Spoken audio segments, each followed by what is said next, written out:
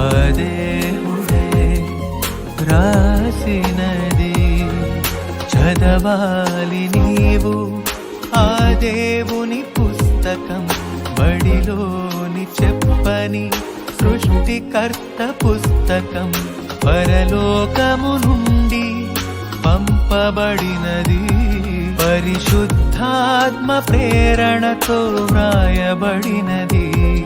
పరిశుద్ధమైన మా కన్న తండ్రి, నీకు వేలాది వందనాలైనా, నీకే ఘనత, నీకే మహిమ చెల్లిస్తున్నాం మా కన్న తండ్రి. బిడ్డలందరినీ నాయన మీ కుమారుడు కట్టిన క్రీస్తు సంఘానికి నాయన ఆహ్వానించి నీ యొక్క సత్యపు మాటలు బిడ్డలకు తెలియచేసి ఏ విధంగా భూమి మీద బ్రతికి ఆత్మను నీ చేతికి ఎలా అప్పచెప్పాలనో ఎన్నో పాఠాలు మాకు నేర్పిస్తున్నందుకు స్తోత్రం. జ్ఞాపకం చేసుకొని వచ్చే బిడ్డలు త్వరగా వచ్చుటకు కృప చూపించండి తండ్రి. నీ వాక్య పరిచర్య కోసం నా ఆత్మ సంసిద్ధంగా ఉంది తండ్రి. నా శరీరాన్ని వాడుకొని 66 గ్రంథాలు వివరించడానికి పరిశుద్ధాత్మ సహాయాన్ని నాకు దయచేసి అర్థం కాని బిడ్డలకు అర్థమయ్యే విధంగా జ్ఞానాన్ని, శక్తిని, బలాన్ని, ఓపికను దయచేయమని మనాథుడైన యేసుక్రీస్తు ద్వారా అడిగి వేడుకొంచున్నాము తండ్రి. ఆమేన్. కూడి వచ్చిన అందరికీ నా హృదయపూర్వక వందనాలండి. దేవుని వాళ్ళరా, రెండో భాగాన్ని మనం ఆలోచిద్దాం. భూమి మీద పరదేశులు, యాత్రికులు ఎవరు? నిన్న చాలా సంగతులు తెలుసుకుందాం దేవుని వాళ్ళరా. పాత నిబంధనలో పరదేశులు ఎవరు, నూతన నిబంధన పరదేశులు ఎవరు నిన్న కొంతమటికి మనం తెలుసుకున్నాం దేవుని వాళ్ళరా. మరి నిన్న అబ్రహాం సొంత ఊరుని వదిలేసి దేవుని స్వరం విని బయటకు వచ్చాడు. ఆ తరము వచ్చారు, గుడారాలలో ఉన్నారు. మరి ఇజ్రాయేలీలు సుమారుగా 430 సంవత్సరాలు బానిసలుగా ఉన్నారు. అక్కడి నుంచి మోసే నాయకుడు దేవుడు ఎన్నుకున్నాడు. మోసే నాయకుడు ద్వారా బయటకు వచ్చారు ఇజ్రాయేలీలు. మరి పాలు తేనెలు ప్రవహించే దేశానికి దేవుడు ఇచ్చిన వాగ్దానం నెరవేరాలంటే మరి మోసే నాయకుడు ద్వారా నడిపించబడాలి. మరి ఆ నాయకుడు మాట విని ఇజ్రాయేలీలందరినీ అక్కడికి చేర్చాలంటే బాధ్యత ఎవరిది? మోషేది. మరి ఎన్నో విధాలుగా ఇజ్రాయేలీలు ఎన్నో బాధలు పెట్టారు మోషేని కూడా. దేవుడు ఒక మాట చెప్పాడు, బండతో మాట్లాడన్నాడు. ఒకసారి బండను కొట్టమన్నాడు. మొత్తం మీద ఎంతో చిరాకుతో ఉన్నట్టుంది. బండతోని మాట్లాడమంటే బండను కొట్టిండు. కొట్టినందుకేనా నువ్వు కానానికి చేరవు అన్నాడు. ఇది ఎంత అన్యాయం చెప్పండి. దేవుడు చూసారు ఎంత స్ట్రిక్ట్గా ఉంటాడో.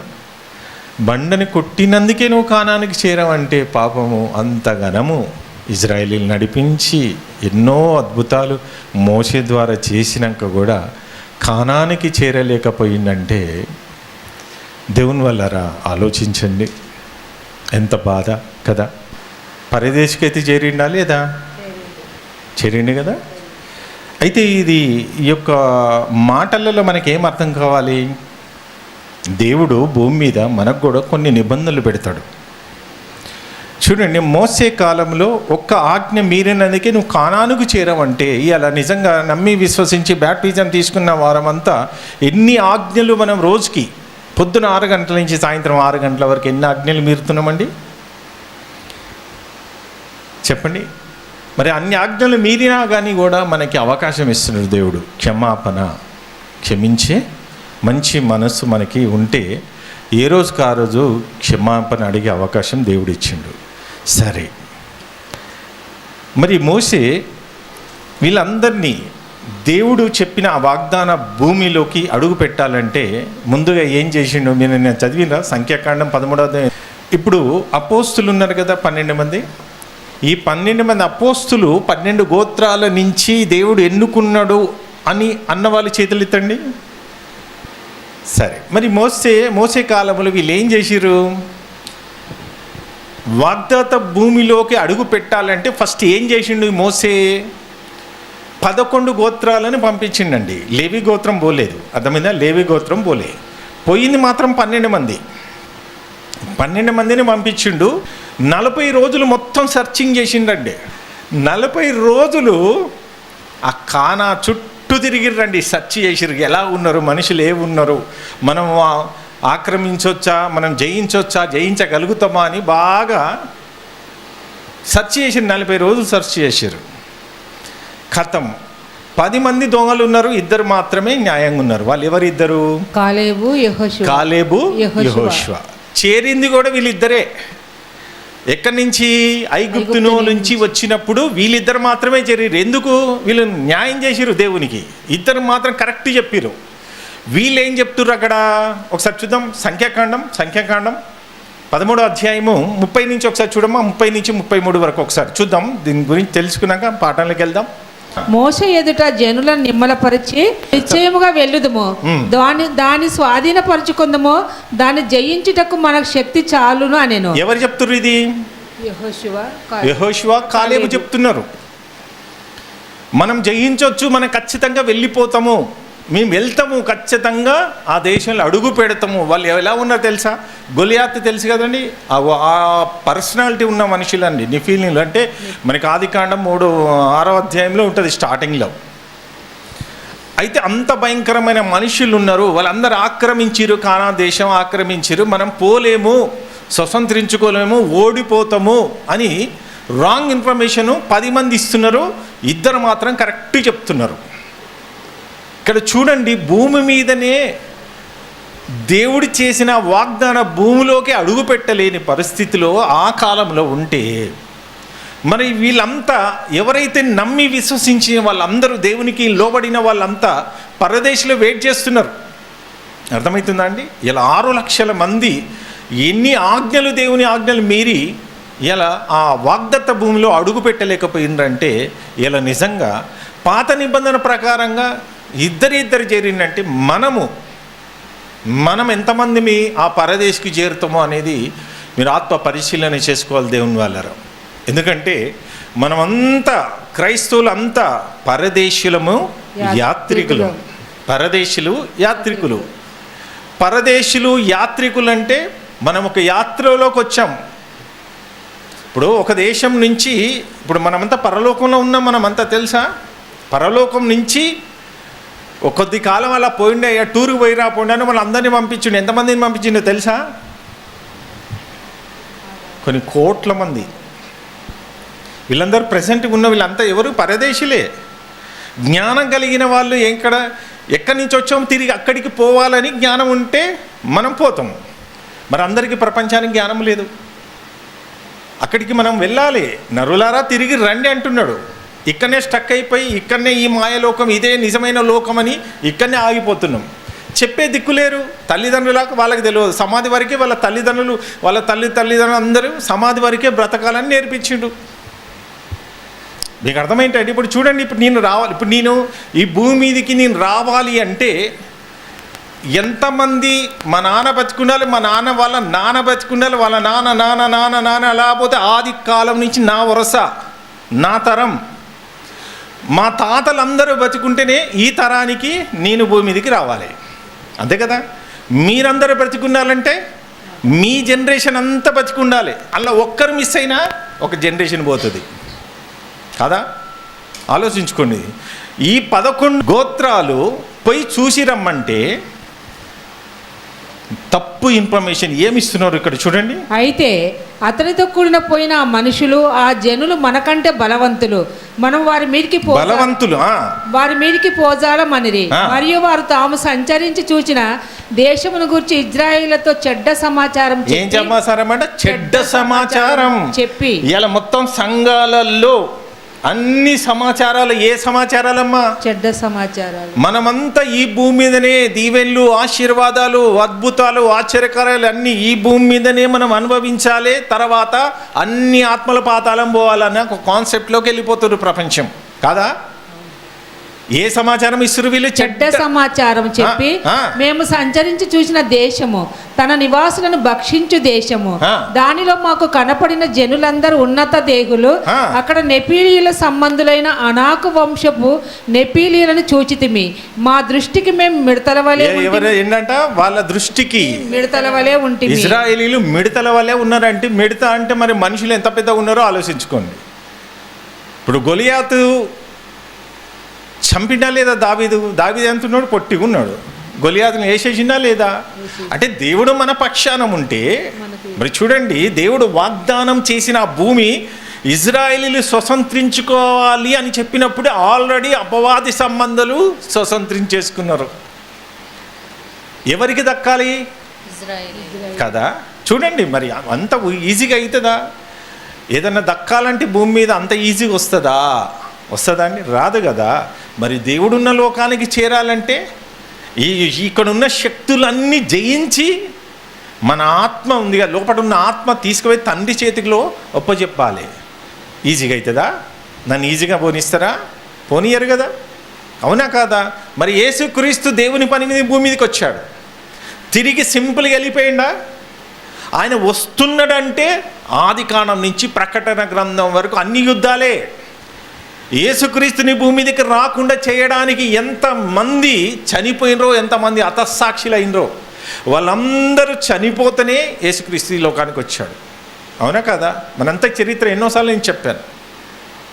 బాగా ఆత్మ పరిశీలన చేసుకొని దేవుని వాళ్ళరా, ఆ పరలోకం నుంచి ఎందుకు వచ్చాడు, ఆ పరలోక రహస్యాలు ఈ జనాలందరికీ చెప్పి అందరినీ పరలోకానికి తీసుకుపోతాడేమో అని ఆయన రాకుండా ఉండాలంటే, ఆయన గురించి ఆయన వంశంలో ఉన్న ఏ ఒక్కరు కూడా భూమి మీద బ్రతకద్దని ఇజ్రాయేలీల వంశమే లేకుండా చేయాలని ఉంది అప్పుడు. మరి ఆ ఇజ్రాయేలీల వంశంలో కూడా 11 గోత్రాలు కూడా ఉన్నాయి.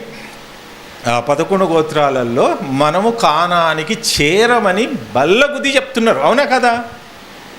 మరి ఇక చేరము అన్నప్పుడు మరి దేవుడు చేసిన వాగ్దానం ఇంకా వ్యర్థమే కదా. ఎంత అన్యాయం చూడండి. వీళ్ళిద్దరు మాత్రం మొరపెడుతున్నారు ఖచ్చితంగా చేరుతామే అంటే, ఈ 10 మంది కలిసే ఇద్దరు మాట వింటారు ఎవరన్నా?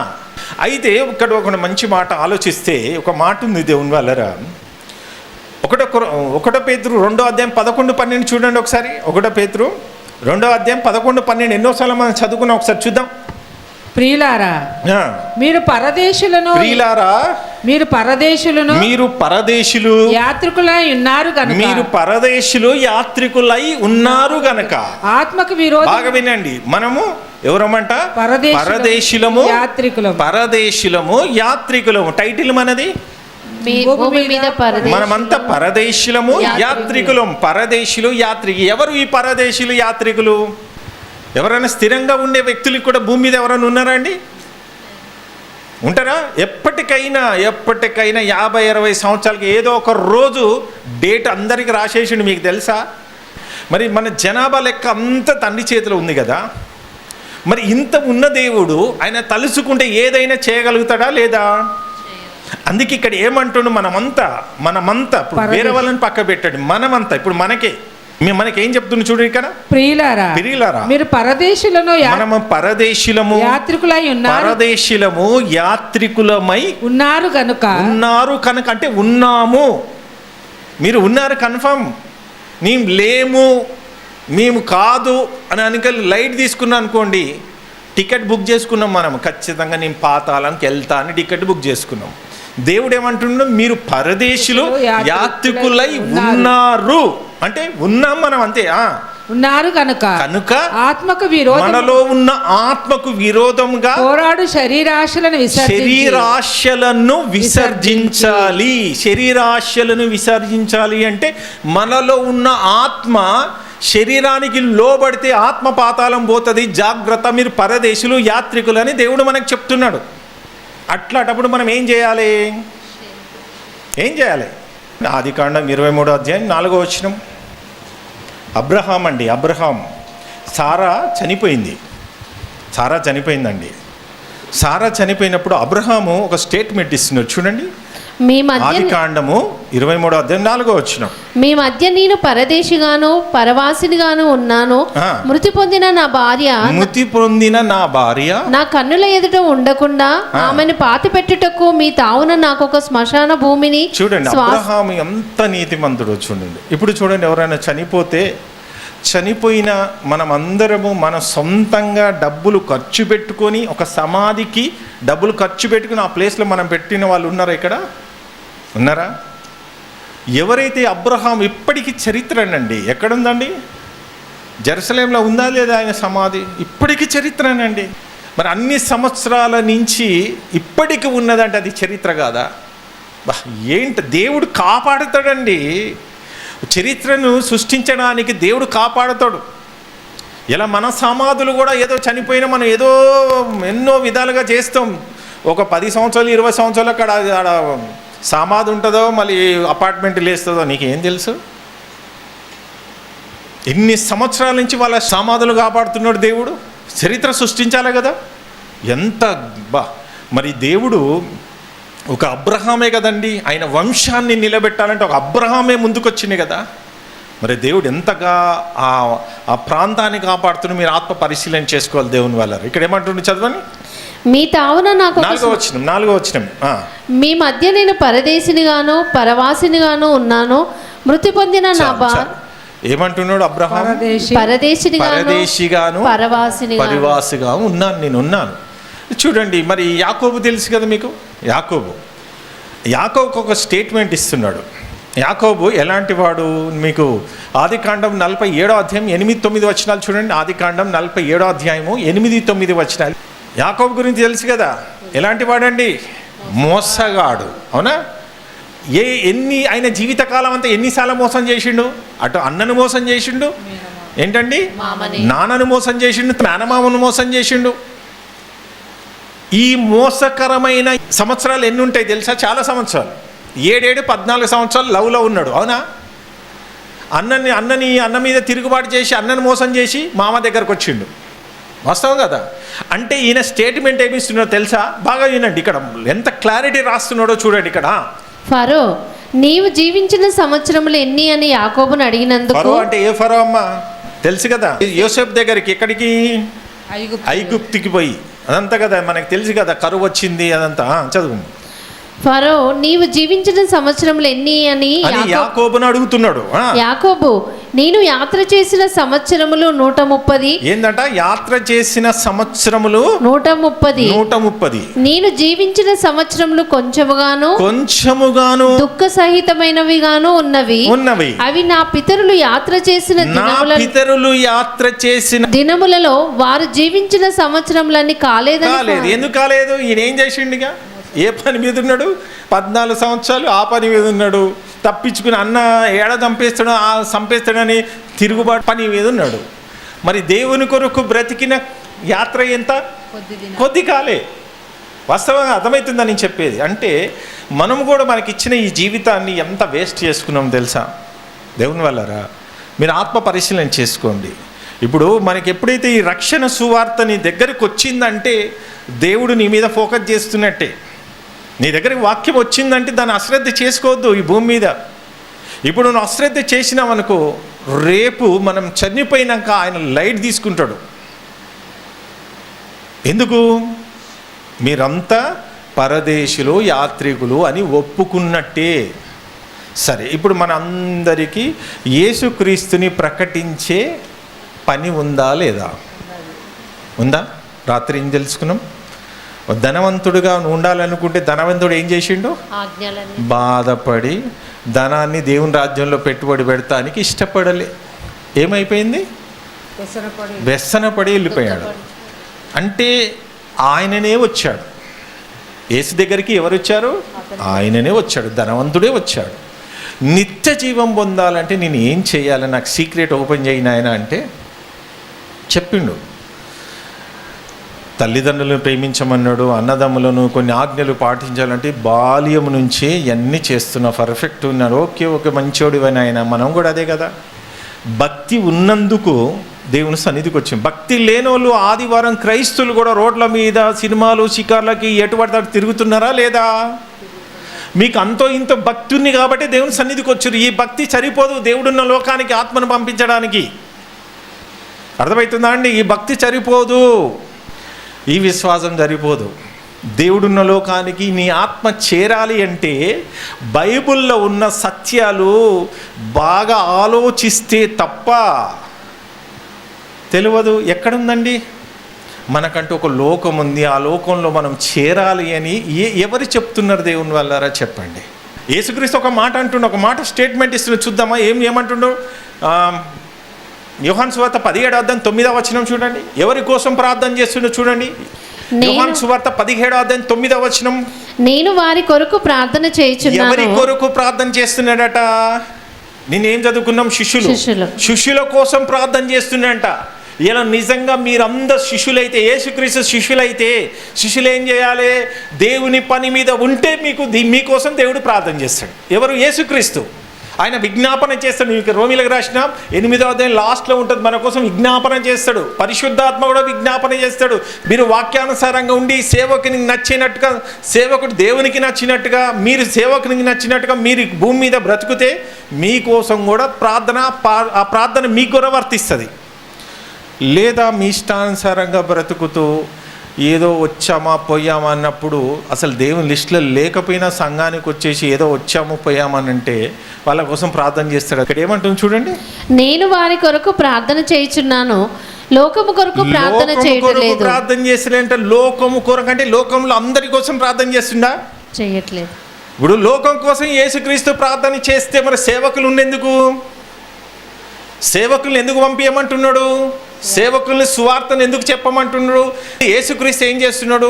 సువార్తల విని మారు మనసు పొంది వాళ్ళ కోసం ప్రార్థన చేస్తాడు యేసుక్రీస్తు. సేవకులు ఏం చేయాలి? సుశీలను తయారు చేయాలి. వాళ్ళు ఏం చేయాలి? అలాగా సువార్త వెళ్తుంటే, వాళ్ళు దేవుని రాజ్యంలో కట్టబడుతుంటే అపవాది వాళ్ళని ఎత్తుకుపోకుండా వాళ్ళ కోసం ప్రొటెక్ట్ చేయడానికి యేసుక్రీస్తు ప్రార్థన చేస్తాడు. ఇవన్నీ ఉన్నాయా? మరి క్రీస్తుని నమ్మునాక కూడా మనది ఈ లోకమే అని నువ్వు కోరుతున్నావు. ఎట్లా మరి చెప్పండి? మీరు ఆత్మ పరిశీలన చేసుకొని కొన్ని మాటలు మనం ఆలోచిస్తే దేవుని వాళ్ళరా చాలా ఉన్నాయి చూపించడానికి. దేవుడు యోహాను సువార్త 12వ అధ్యాయం తీయండి ఒకసారి. యోహాను సువార్త 12వ అధ్యాయము 44 నుంచి 50 వరకు చూడండి ఏం మాట్లాడుతున్నాడు. యోహాను సువార్త 12వ అధ్యాయం 44 నుంచి 50 వరకు చూడండి.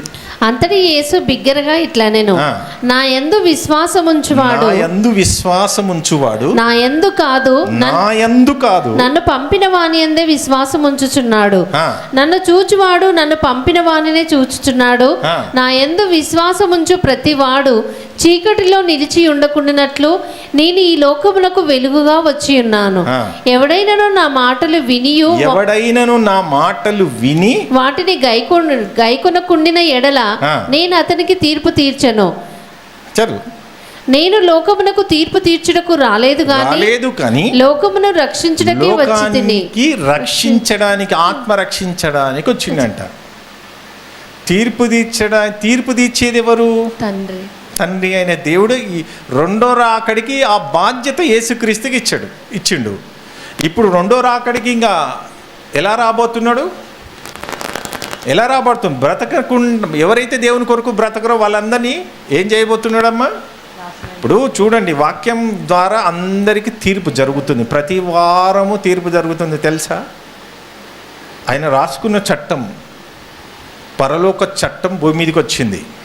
అర్థమైందా? ఈ భూమి మీద కూడా ఎన్నో చట్టాలు ఉన్నాయి. ఆ చట్టాల ప్రకారంగా భూమి మీద బ్రతికితే మీరు జైలుకి పోరు, ఏ కేసులో కూడా మీరు ఇరుక్కోరు. వాస్తవం కదా? ఇది ఈలోక చట్టం. పరలోక చట్టం 66 గ్రంథాలు రాసుకున్నాడు. ఇది ఈ చట్ట ప్రకారంగా భూమి మీద బ్రతుకుతేనే మరొక లోకానికి ఆహ్వానం. ఈ భూమి మీద మనం రాసుకున్న చట్టాలు కేవలం సమాధి దాటవు.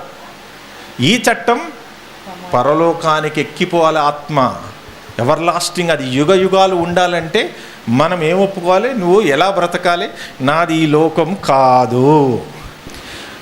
లోకం కాదు, మాది పరదేశీ యాత్రికులుగా ఉన్నాం అని అనుకున్నా మీకు కష్టాలు, బాధలు, ఇబ్బందులు, నిజంగా మీరు పరలోకం వెతుకుతే మాత్రం ఖచ్చితంగా మీ పక్షాన దేవుడు ఉంటాడు. ఖచ్చితంగా ఉంటాడు. మన కోసం విజ్ఞాపన చేస్తాడు ఖచ్చితంగా. ఒక మంచి మాట ఉంది. ఇప్పుడు మనం అందరం చచ్చిపోతాం. ఇప్పుడు వచ్చే సంవత్సరం కల్లా ఇక్కడ ఎంతమంది చచ్చిపోతారో మీకు తెలుసా? తెలియదు. మనం అందరం చనిపోతాం. ఓకే, చనిపోయిన తర్వాత యేసు రెండో రాకడికి వస్తాడు. యేసుక్రీస్తు వచ్చినప్పుడు మధ్యాకాశంలో స్వరం వింటారు అందరూ. తెలుసా? చనిపోయిన వాళ్ళందరూ, మృతులందరూ స్వరం వింటారు. యేసుక్రీస్తు స్వరం వింటారు. ఆ స్వరం ఎవరికి వినపడుతుంది తెలుసా? ముందుగా ఎవరికి వినపడుతుంది? దేవుని కొరకు చనిపోయి వాళ్ళకి ముందట వినపడుతుంది. అది ఇక్కడ చదవండి. యోహాను సువార్త 5వ అధ్యాయము 24, 25, 26 చూడండి. నా మాట విని నన్ను పంపిన వాని యందు విశ్వాసం ఉంచువాడు నిత్య జీవము గలవాడు.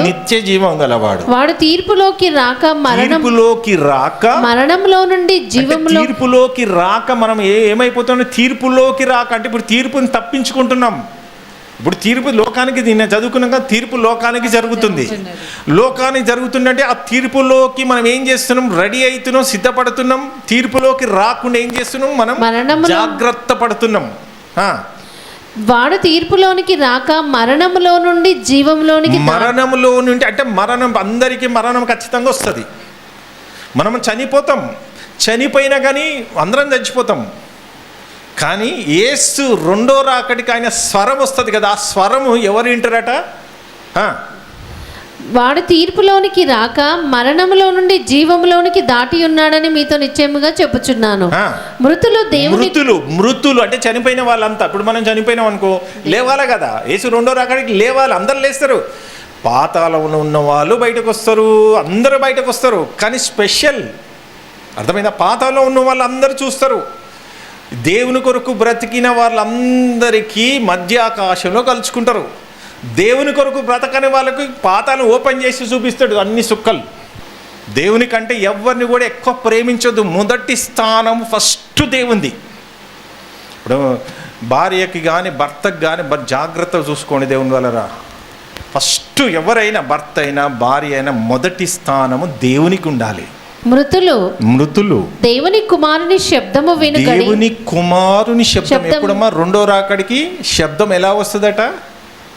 ఏరోప్లేను ఇట్లా పైకి లేస్తుంటే ఆ సౌండ్ ఎలా వస్తుందమ్మా? యేసు రెండో రాకడికి వస్తుంటేనంట ఆ స్వరము మధ్యాకాశంలో ఉంటే అన్ని దేశాలకు వినపడతాయంట ఆయన స్వరం. ఆ సౌండ్ మామూలు సౌండ్ రాదు కదా. ఎలా వస్తుందట? సమాధిలో ఉన్నవాళ్ళు, పాతాళంలో ఎక్కడో పాతాళం ఉన్న వాళ్ళకి కూడా వినపడతాడు ఆ స్వరం. మరి ఆయననే కదా సృష్టికర్త కదా. సృష్టికర్త చేసిన మనల్ని ఆయననే కదా. మరి ఆయన చేసినప్పుడు ఆయనకే కదా అధికారం ఉన్నది. అధికారం అంతా ఎవరికి ఇచ్చిండమ్మా? యేసుక్రీస్తుకి ఇచ్చిండు. మృతులు దేవుని కుమారుని శబ్దము విని గడియ వచ్చుచున్నది, ఇప్పుడే వచ్చి ఉన్నది. దానిని వినువారు జీవింతురు. ఎవరు వింటారు స్వరం? దేవుని కొరకు బ్రతికి చనిపోయిన వాళ్ళు మొదటి స్వరం వింటారు, వాళ్ళు లేస్తారు. ఇప్పుడు నువ్వు లేవాలి, చనిపోయి తిరిగి లేవాలి అంటే భూమి మీద నువ్వు ఎలా బ్రతకాలి? నాది లోకం కాదు. చాలామంది విశ్వాసం ఎలా ఉంటుందండి? 50-60 సంవత్సరాలు భక్తిగా ఉంటారు. భక్తిగా ఉన్న తర్వాత ప్రార్థన చేసుకుంటారు. లోపల మాత్రం సీక్రెట్గా ఏం చేస్తారు? తండ్రి నాకు అది కావాలి, ఇది కావాలి, లోకపరమైన అన్ని కావాలి, ఇస్తున్నావుదవా నీకు స్తోత్రం అని ఆ విద్వేషంతో దినదినం 50-60 సంవత్సరాలు పునాది కట్టుకుంటారు. సడలో చనిపోయారు. మనకు భక్తికి ఎలా అవపడతారు? అబ్బా ఎంత భక్తి తెలుసా అంటారు కదా, అంటారా లేదా? చాలా భక్తిగా ఉండి చనిపోయిండు అంటాడు. మరి దేవుని దృష్టి నేను భక్తి ఎలా ఉన్నాడో నీకెట్లా తెలుసు? ఎప్పుడు బయటపడుతుంది వీళ్ళంతా? యేసు రెండో రాకడికి స్వరం విని బయటికి లేస్తే అమ్మా నువ్వు లేచినవరా అని అప్పుడు గుర్తుపడతావు. ఇప్పుడు మనం అంతా భక్తులమే. భక్తులు ఎవరు లేరమ్మా? భక్తులు ఎలా ఉంటారో తెలుసా? చూద్దామా ఒకసారి. చూడండి 2 తిమోతి 3వ అధ్యాయం 5-6 వచనాలు చూడండి. 2 తిమోతి 3వ అధ్యాయం 5-6 వచనాలు చూడండి. పైకి ఎట్లుంటారట? పైకి భక్తి గలవారి వలె పైకి భక్తి కలవారై ఉండి దాని శక్తిని శక్తిని, భక్తికి శక్తి ఉంటుందట. ఏ శక్తి? దేవుని శక్తిని ఆశ్రయించాలి, ఫస్ట్ ఆస్వాదించాలి. దేవుని శక్తి ఏంటో ఎవరికి లేదండి భక్తి. పైకి భక్తి గల వారి వలె ఉండి దాని శక్తిని, దేవుని శక్తిని ఆశ్రయించని వారునై ఉందురు. ఇట్టి వారు విముక్తుడవై ఉండము. ఇట్టి వారికి విముక్తులవై ఉండాలంటే భక్తి అనగానే ఆ భక్తిని చూసి మోసపోదు దేవుని వాళ్ళరా. ఇక్కడ కొన్ని మాటలు మనం ఆలోచిస్తే దేవుని వాళ్ళరా కొన్ని చూడండి. కొలెసీలకు రాసిన 3వ అధ్యాయము, 1-2 వచనాలు చూడండి. 1-2-3 వచనాలు. మీరు క్రీస్తుతో కూడా, మనమంతా క్రీస్తుతో పాటు లేపబడిన వారమైతే పైనున్న వాటినే వెతకాలి. పైన ఉన్న వాటిని ఎవరెవరు వెతకాలి? అందరూ వెతకాలి. కానీ క్రీస్తుని ధరించుకున్న వారికి కొంచెము మనోనేత తెరవబడ్డాయి. అర్థమవుతుందా? తెరవబడిన వాళ్ళకి ఏం చేయాలి ఇక్కడ? మీరు క్రీస్తుతో కూడా లేపబడిన వారైతే పైనున్న వాటినే వెతుకుడి. పైనున్న వాటినే వెతకాల. పైన ఏముంది? ఏమవబడుతుంది? యాడుంది? పరలోకం ఉందని నువ్వు పరలోకం చూస్తూ దొరుకుతుందా? ఏరోప్లేన్లో పోతే దొరుకుతుందా? రాకెట్లో పోతే దొరుకుతుందా పరలోకం? పైన ఏమున్నది? ఏం లేదు. మబ్బు ఉన్నది, సూర్యుడు ఉంది, నల్ల మబ్బు ఉన్నది. మరి పైన ఏమున్నది? బైబిల్లో ఉన్నది. పైన ఏముందో, పైన ఏముందో బైబిల్ ఉన్నది. పైనున్న వాటిని వెతకాలి. నెక్స్ట్, అక్కడ క్రీస్తు దేవుని కుడిపార్శ్వమున, దేవుని కుడిపార్శ్వమున కూర్చుండి ఉన్నాడు. పైనున్న వాటి మీదనే తప్ప భూ సంబంధమైన వాటి మీద మీ మనస్సు ఉండొద్దు అంటున్నాడు. ఎవరికి? పరదేశులకి, యాత్రికులకి. నీకేం పని? ఇప్పుడు నువ్వు పరదేశివి, యాత్రికుడు అయితే ఈ లోకం నాది కాదని నువ్వు బ్రాండ్ వేసుకున్నాక నీకు ఈ లోకంలో నీకు పని ఏంటి చెప్పండి. ఇప్పుడు చూడండి, కొంతమంది కొన్ని ప్రాంతాలకు పోతారు, టూరిస్ట్ లాగా పోతారు. ఇదేదో బాగున్నదిరో బాబు, రే మన గ్యాంగ్ అంతా ఇక్కడికి వచ్చి సెటిల్ అవుదామంటే వాళ్ళు ఊకుంటారా? నీకు టైం ఎంత ఇస్తారు? ఒక నెల రోజులు ఇస్తారు. నెల తర్వాత నువ్వు మళ్ళీ రిటర్న్ నీ దేశానికి వెళ్ళిపోవాలి. నేను ఆడనే ఉంటా అంటే ఉండనిస్తాడా? ఈ భూమి మీద కూడా యేసుక్రీస్తు భూమి మీదకి రాకముందు ఈ లోకమంతా ఎలా తయారు చేసిందో తెలుసా? మృగ సంఖ్యగా మార్చేసింది, అడవిగా మార్చేసింది. ఎవరిని టచ్ చేసినా క్రూరత్వం బయటకు వస్తుంది. అందుకే స్పెషల్గా పరలోకం నుంచి భూమి మీదకి వచ్చి ఈ క్రూరత్వ లక్షణాలన్నిటినీ తీసేసి ప్రతి మనిషిని ప్రేమించాలి. ఆ ప్రేమతత్వాన్ని అందరికీ పంచుతుంటే వాళ్ళలో ఆ క్రూరత్వం వెళ్ళిపోయి వాళ్ళలో ప్రేమతత్వం వస్తే ఈ ప్రేమతత్వం దేవుడున్న లోకానికి చేర్చబడతామని మనకి 20 గ్రంథాలని చేతులు పెట్టి బాగా చదవాలన్నా చదివిన అర్థం కావటం లేదని దేవుడు ఏం చేసిండు? యేసుక్రీస్తుని భూమి మీదకి ముందుకు పంపించిండు. ఆయన వెళ్ళిపోయిండు. నేను వెళ్తే తప్ప ఆదరణకర్తము భూమి మీదకి రాడన్నాడు. ఆయన పోయిండు. మళ్ళీ పరిశుద్ధాత్మను భూమి మీదకి పంపించి ఆయన ఏం చేసిండు? నమ్మి విశ్వసించి బ్యాప్టిజం తీసుకోగానే మనలోకి వచ్చి బైబిల్లో ఏమేమి రాయబడ్డది అన్నీ నీకు అర్థం కాకపోతే ఆయన అర్థం చేసేటట్టుగా నీ కూర్చొని నీ మెదడికి ఎక్కిస్తున్నాడు. అది అశ్రద్ధ చేస్తున్నాం. అది టైం లేదు మనకి. తెల్లారు లేస్తే బిజీ అయిపోయిన తర్వాత మనం ఏం చేస్తాడు దేవుడు? ఈ లోకం నీది కాదని కన్ఫామ్గా బ్రాండ్ వేసుకున్నాం. మళ్ళా లోకంలో పోయి లోకం వెతుకుతే ఇది ఏం చేస్తాడు? ఇక యేసు రెండో రాకడికి, అయ్యా నేను చెప్పాను 66 గ్రంథాలు నీ చేతిలో పెట్టినా, నా ఆస్తి అన్నీ నీ చేతిలో పెట్టినా, ఏది కూడా దాచుకోలే, అన్నీ నీకు చెప్పేసిన, నువ్వు చూసుకోవాలి. నీ రెండో రాకడ రాబోతున్నా, అప్పుడు నువ్వు ఎక్కడికి ఆస్తిని సమకూర్చుకున్నావు? అప్పుడు నిన్ను వచ్చి అడుగుతాడు. నీ ఆస్తి అంతా టోటల్గా క్రీస్తు సంఘంలోకి వచ్చిన ఆస్తి అంతా భూమి మీద సంపాదించుకున్నావు అంటే నీకు పరలోకం ఎలాగ ఇవ్వాలని దేవుడు అడిగితే ఏం చేస్తావు? చెప్పండి. ఇస్తాడా?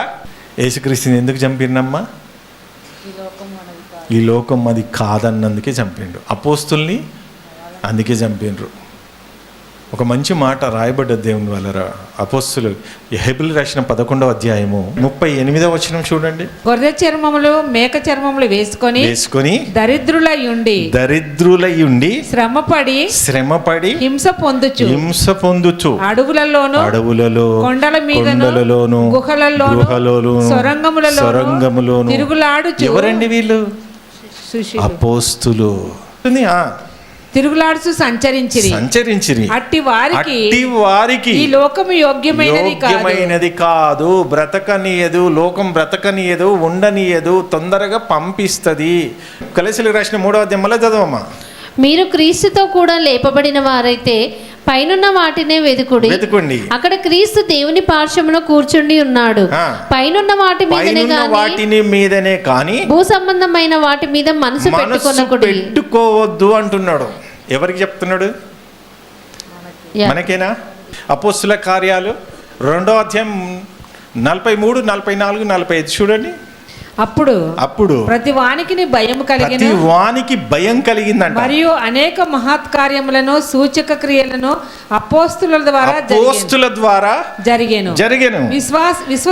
విశ్వసించిన వారంతా ఏకముగా కూడి తమకు కలిగినదంతా సమష్టిగా ఉంచుకొని ఇదియు కాక వారు తమ చిరాస్తులను అమ్మి అందరికీ వారి అక్కర కొలది పంచిపెట్టిరి.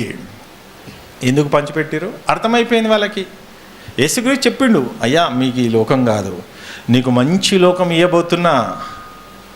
ఈ లోకంలో అందరూ కుళ్ళు కుట్రలతోనే ఉంటారు, ఇక ఉండదుగా మీకు ఇలాంటి మనస్తత్వం ఉండదు. వాళ్ళు స్పెషల్గా ఉంటారు. ఇక పరలోకం దేవుడున్న లోకం కదా, అక్కడ ఎలా ఉంటారట? మీరు ఇవన్నీ వదిలేసిరు కదా, ఆ లోకం పోతున్నారు, ఖచ్చితంగా వస్తున్నారు కదా, మామూలు లోకం కాదు అది. ఎప్పుడైనా మీరు బంగారు వీధులలో నడిచినరమ్మా? మీరు బంగారు వీధులో ఉంటాయట కదా, చూస్తారా? చూడండి, ప్రకటన గ్రంథం 21. మనది ఈ లోకం కాదంటే ఈ లోకంలో ఏముందమ్మా? మనశ్శాంతి ఉందా? మరి ఏ లోకం అంట? ఏ లోకాన్ని మిమ్మల్ని తీసుకుపోతా అంటున్నాడు? మనం నమ్ముతలేము కాబట్టే మనం అశ్రద్ధ చేస్తున్నాం. ఇది వద్దు అని అన్నప్పుడు ఈ పెంట లోకాన్ని అమ్మేసి ఆ లోకం కొనుక్కున్నవాడు ఎంత జ్ఞానవంతులండి. మనం ఏం చేస్తున్నాం? అసలు అపవాది మనోనేత గుడితనం చేసేసింది మనల్ని. అదే నా బాధ. ఆ మనోనేత తెరిపించడానికే నీ ప్రయత్నాలు ఇవన్నీ. ఆ పట్టణపు ప్రాకారములు సూర్యకాంతములతో కట్టబడెను. 12 సింహాసనాలు ఉంటాయండి. 12 సింహాసనాలు ఎవరు తెలుసా? 12 మంది అపోస్తులకి. పట్టణము స్వచ్ఛమగు స్ఫటికముతోను సమానమైన శుద్ధ సువర్ణముగాను ఉన్నది. ఆ పట్టణపు ప్రాకారపు పునాదులు అమూల్యమైన నానావిధ విధములైన రత్నములతో బంగారం ఎక్కువనమ్మా, రత్నం డైమండ్స్ అంటారు కదా. డైమండ్, చిన్న డైమండ్ ఏమో కోట్లు ఉంటాయి కదా, పెద్ద పెద్ద ముద్దలు ఉంటాయి అటు పైన. ఇది మీరు ఏదో సినిమాలో అనుకుంటారు, రియల్ అండి. నేను నమ్ముతలేరు కాబట్టి నమ్మనిస్తలేదు. ఇది అట్లే అంటారు. ఈ కొద్ది వాతావరణము నిజమే అనిపిస్తే మళ్ళీ బయటికి పోయినాక మళ్ళీ ఏమి తిందావా, ఏమి తాగుతావా, ఏమి సంపాదిద్దావా, ఇదే గోల. రాక వారంకి వచ్చిర్రు. దేవుని బిడ్డలు కదా, దేవుని నమ్ముకొని వచ్చిర్రు కదా. దేవుని మాటలు మీకు చెప్పి దేవుడు మనందరికీ ఈ లోకం ఇవ్వబోతుండే. మనకి ఈ లోకం కాదు, మనం అంత పరదేశులము, యాత్రికులు అని చెప్తుంటే అందుకే చెప్తున్నాడు. ఇక చదువమ్మా, చదువు 21 వరకు చదువు. ఆ పట్టణపు ప్రాకారము పునాదులు అమూల్యమైన నానావిధ రత్నములతో అలంకరింపబడి ఉండెను.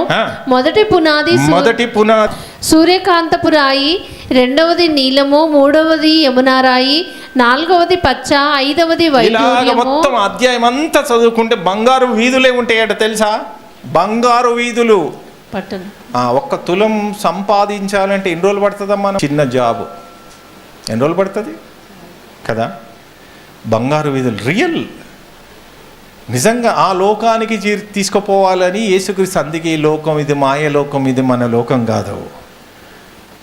పునాదులు అది లేదా నమ్మరా? అక్కడ బంగారు వీధులు ఉన్నాయి, నమ్మరా? ఇంకా చూడండి, యోహాను సువార్త 14వ అధ్యాయం. యోహాను సువార్త 14వ అధ్యాయం 1, 2, 3, 4 వచనాలు చూడండి. మీ హృదయమును కలవరపడనీయకుడి, దేవుని యందు విశ్వాసం ఉంచుతున్నారు, నా యందున విశ్వాసం ఉంచుడి. నా తండ్రి ఇంట అనేక నివాసులను ఉన్నాయట. పరలోకానికి ఎక్కిపోయే పునాది వేసుకుంటూ ఆత్మను కాపాడుకుంటుర్రా? ఒకవేళ పరలోకానికి ఎక్కిపోకుండా భూమి మీదనే నాకు కావాలి అంటే నువ్వు చూసుకో. నువ్వు పోతున్నావు, నీకు కలిసి వస్తుంది, నువ్వు ఫ్లాట్లు కొనుక్కుంటా కొంచెం డబ్బు సంపాదిస్తున్నావు అంటే ఓహో ఇక్కడనే స్టక్ కాబోతున్నావు. ఒకవేళ నేను దేవుని రాజ్యంలో పెట్టుబడి పెడుతున్నా అన్ని నష్టమే జరుగుతుంది, అప్పలపాలు అవుతున్నావు అంటే నువ్వు కరెక్ట్గా ఉన్నావు. ఆస్తి కలిసి రాదు. ఇదే మనల్ని ఏం చేస్తాడు? ప్రవక్తల్ని పోషించినట్టు నానాటికి అన్నం పోషిస్తాడు. లేదు ఇక్కడ మూట కావాలి, అక్కడ మూట కావాలి, ఎటు కాకుండా అయిపోతావు. అటు చల్లగా ఇటు వెట్టగలేని బతుకైపోతుంది. అందుకే జాగ్రత్త. అది గొప్ప లోకం. ఆ గొప్ప లోకమే కావాలి అని వినడానికి వినసొంపుగా కాదు, వదులుకోవాలి.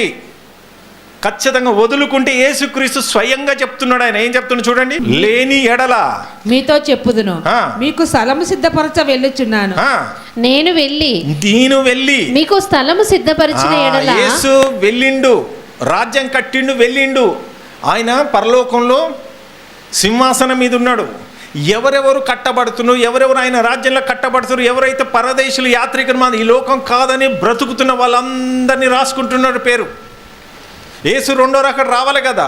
ఇక్కడ నువ్వు దేవుని కొరకు బ్రతుకుతూ దేవుని రాజ్యంలో పెట్టుబడి పెట్టుకుంటున్నావు అనుకో, అక్కడ నీకు బంగారు ఇల్లు తయారవుతుంది. అర్థమైందా? ఇన్స్టాల్మెంటే, ఒకసారి కట్టలేవు కదా.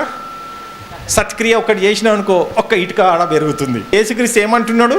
నేను వెళ్ళి మీకు స్థలము సిద్ధపరుస్తున్నాడు. నీకు ఈ లోకంలో కలిసి వస్తుందంటే పరలోకంలో పోతున్నట్టే. అర్థమవుతుందా? భూమి మీద పెట్టుబడి పెడుతున్నామంటే మళ్ళా తిరిగి రావద్దు. అలాంటి పెట్టుబడి పెడుతుర్రా పెడితే అక్కడ చేరుతుంది. భూమి మీద మనకి ఇక్కడ చూడండి, నీకు 2 కొరింథీయుల 5వ అధ్యాయం త్వరగా 2 కొరింథీయుల 5వ అధ్యాయం 1-2 వచనాలు.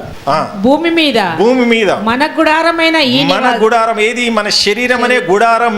ఈ నివాసమై శిథిలమైపోయినను చేతి పని కాక దేవుని చేత కట్టబడినది దేవుని చేత కట్టబడినదై నిత్యమైన నివాసము పరలోకమందు మనకున్నదని ఎరుగుదుము. పరలోకంలో మనకుందంటే ఇప్పుడు ఆ పరలోకానికి ఎక్కిపోయే నివాసం దేని మీద కట్టబడాలట? మన శరీర అవయవాలలోనే కట్టబడాలి. లోపల ఆత్మకు కట్టబడాలా? మనము దిగంబరము కాక వస్త్రము ధరించుకున్న వారంగా కనపడదుము.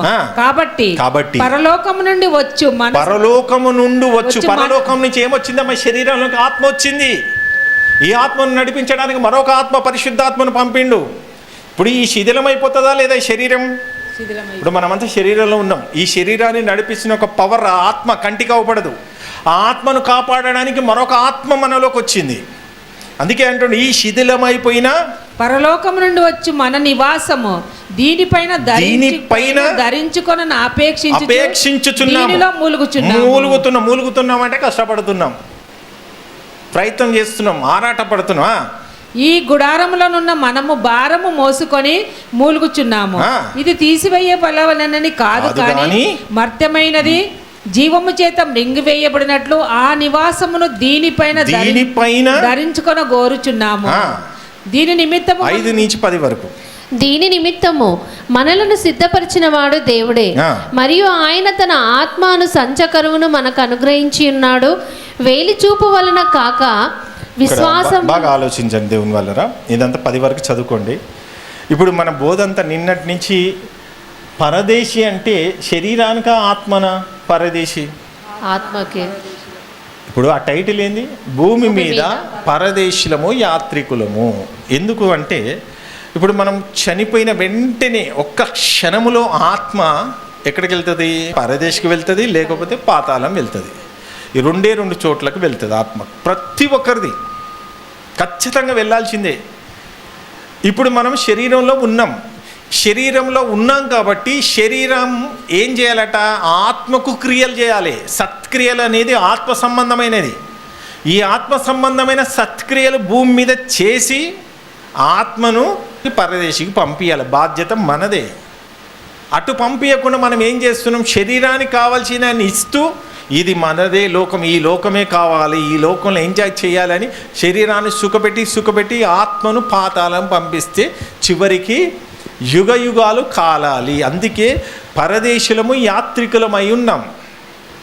ఒక దొంగవాడు ఏం చేస్తున్నాడు? యేసుక్రీస్తు అన్నాడు కదా, ఒక దొంగవాడు ఏం చెప్తున్నాడమ్మా నీకు? లూకాసు సువార్త 23వ అధ్యాయం 43వ వచనం. అందుకైన వానితో నేడు నీవు నాతో కూడా పరదేశిలో ఉందువని. ఎక్కడికి వస్తాడట? పరదేశికి. మనమంతా ఎక్కడికి పోవాలి? పరదేశికి వెళ్ళాలి. పరదేశికి వెళ్ళకుండా మరో లోకం ఉంది, పాతాళం వెళ్తావు. నువ్వు పరదేశి వెళ్ళాలంటే ఈ భూమి, మనమంతా పరదేశులము, యాత్రికులమై ఉన్నాం. ఎవరు వెతుకుతారట తెలుసా లోకాన్ని? మత్తయి సువార్త 6వ అధ్యాయం 31-32 చూడండి. కాబట్టి ఏమి తిందుమో ఏమి త్రాగుదమో ధరించుకుందుమో అని చింతించొద్దు అంటున్నాడు. తెల్లారులేసి ఇదే కదా చింత. సోమవారం నుంచి టార్గెట్. ఈ లోకంలో బాధలు పోతాయా? భూమి మీద ఉన్నంత వరకు పోవు. మన మరణం ఉన్నంత వరకు, మరణం వచ్చేంత వరకు ఈ భూమి మీద అందరికీ బాధలు ఉన్నాయి. యేసుకు లేవా? సృష్టికర్తకున్నాయి, అపోస్తులకు ఉన్నాయి, ఆది క్రైస్తులకు ఉన్నాయి, అందరికీ ఉన్నాయి. ప్రతి ఒక్కరికి ఏదో ఒక బాధ ఉంటుందా లేదా? అందుకే కదా ఏమంటున్నాడు ఇక్కడ, అన్యజనులు వీటన్నిటి విషయమై జనులు వెతుకుతారట. మరి క్రైస్తవులు ఏం వెతకాలి? ఆయన రాజ్యాన్ని అని నీతిని వెతకాలి. మనం ఏం చేస్తున్నాం? అన్యజనుల్లాగా ఏమి తిందుమా, ఏమి తాగుదామా, ఏమి ధరించుదామా అని అసలు క్రైస్తవులు వెతుకొద్దట. డబ్బు చాలా మందిని మోసం చేస్తుంది. డబ్బు తెల్లాలేస్తే డబ్బు డబ్బు డబ్బు. అడగండి, మీరు రూపాయిని అడగండి, ప్రశ్న వేయండి. రూపాయి తెల్లాలేస్తే ఏం చేస్తావు? భార్యాభర్తల్లో గొడవ పెడతా, అన్నదమ్ములలో గొడవ పెడతా, రాష్ట్రాలను విడగొడతా, వ్యభిచారం చేపిస్తా, దొంగతనం చేపిస్తా, నరహంతకులు చేపిస్తా. రూపాయి అడిగి ప్రశ్న అదే కదా. ఆ డబ్బు కోసం ఎన్ని చేస్తున్నారండి. మరి ఇదే డబ్బు తీసుకుపోయి దేవుని రాజ్యంలో పెట్టుబడి పెడుతుర్రా? పెట్టనియదు. అది దేవునికి సిరికి అసలే పడదు. రెండు ఒక్క దగ్గర ఉండవు. దేవుడు సిరి దగ్గర ఉండడం కష్టం. అందుకే దేవుని చోటు మారిచ్చేసింది డబ్బు. ఇలా ప్రతి మానవ దేహంలో గుండె విప్పి వెంటనే డబ్బు రూపంలో అపవాది ఉన్నది. తెల్లాలేసి దానికోసం బ్రతికిన వాళ్ళంతా పరదేశులే కాదు, ఈ లోకమే మాది అని బ్రాండ్ వేసుకొని కూర్చుంటారు. మాది ఈ లోకం కాదని బ్రతికిన వాళ్ళు, వాళ్ళ హృదయాలలో దేవుడు ఉంటాడు. వాళ్ళు మాత్రం దేవుని కోసం బ్రతుకుతారు. సరే, మరి ఇప్పుడు మీరు అంత పరదేశులు, యాత్రికులు కదా, మరి మీకు రాబోయే రోజుల్లో కష్టాలు రాబోతున్నాయి. ఎదుర్కొంటారా? ఎన్ని కష్టాలైనా బాధలైనా చూపించిన కదా. మళ్ళీ పాఠం వినండి. మనదంతా దేవుడున్న లోకం, యేసుక్రీస్తు అందుకే మనల్ని తీసుకుపోవడానికి వచ్చిండు. రాబోయే రోజుల్లో కూడు దొరకదు, కుక్కల కన్నా అన్నం వేస్తారట. దేవుని బిడ్డలకి ఏది కూడా ఇయ్యనియరట. ఆత్మ పరిశీలన చేసుకుని పాటేసి ముగించేస్తాం. పరిశుద్ధమైన మా కన్న తండ్రి, నిన్న ఈరోజు అనేక సంగతులు తెలియజేసినందుకు స్తోత్రం. బిడ్డలందరినీ నాయన, సమస్త జనులారా నా ఎద్దుకు రండి, ఆత్మకు విశ్రాంతిని ఇస్తానని ఈ విశ్రాంతి దినాన బిడ్డలందరినీ మీరు ఆకర్షించుకొని వాళ్ళ బాధలేంటో, కష్టాలేంటో, ఇబ్బందులేంటో అన్నిటినీ నాయన తొలగించి నాయన నీ ప్రేమతత్వాన్ని బిడ్డలకి నేర్పించి పంపిస్తున్నందుకు స్తోత్రం తండ్రి. మేమందరం ఆ పరదేశిలో యాత్రికులు ఈ భూమి మీద ఉండి పరదేశులుగా ఎక్కడైతే మా పితరులు వెళ్ళారో అక్కడికి మేము చేరుటకు అనేక సంగతులు మాకు తెలియజేస్తున్నందుకు స్తోత్రం. జ్ఞాపకం చేసుకోండి, కృప చూపించండి తండ్రి. చిన్న మందదేవ, వాళ్ళ అనారోగ్యంతో బాధపడుతున్న బిడ్డలునైనా ఆర్థిక ఇబ్బందులు, సమస్యలు ఎన్నో విధాలుగా అపవాది పొంచుకొని గర్జించు సింహాలు తిరగాడుతున్నాడు. అవునప్పటికీ తండ్రి, ప్రతి కుటుంబానికి ఒక దేవదూత కావలిగా ఉంచి భద్రపరిచి తిరిగి 2వ వారానికి మళ్ళీ వచ్చేటప్పుడు వాళ్ళని సక్రమంగా నీ సన్నిధానానికి చేర్చండి. ప్రయాణంలో తోడుగా ఉండండి. చిన్నారి బిడ్డలు, దేవదూత లాంటి బిడ్డలు అనేక సంగతులు చిన్ననాటి నుంచి ఒగ్గుపాలుగా నీ మాటలు నేర్చుకుంటున్న బిడ్డల్ని ఒకసారి జ్ఞాపకం చేసుకొని, వృద్ధాప్యంలో ఉన్న వాళ్ళు, యవ్వనస్తుల్ని నాయన సంఘంలో లేపండి దేవా. రాబోయే రోజుల్లో ఎన్నో పనులు ఉన్నాయి తండ్రి. మీరే ఆకర్షించుకొని నీ సన్నిధానంలో కూర్చోబెట్టండి తండ్రి. జ్ఞాపకం చేసుకోమని మనాథుడైన యేసుక్రీస్తు ద్వారా అడిగి వేడుకొంచున్నాను తండ్రి, ఆమేన్. తండ్రి యొక్క ప్రేమ, యేసుక్రీస్తు యొక్క కృప, పరిశుద్ధాత్మ సావాసం ఇప్పుడును ఎల్లప్పుడూ తోడై ఉండును గాక, ఆమేన్. అందరికీ వందనాలండి.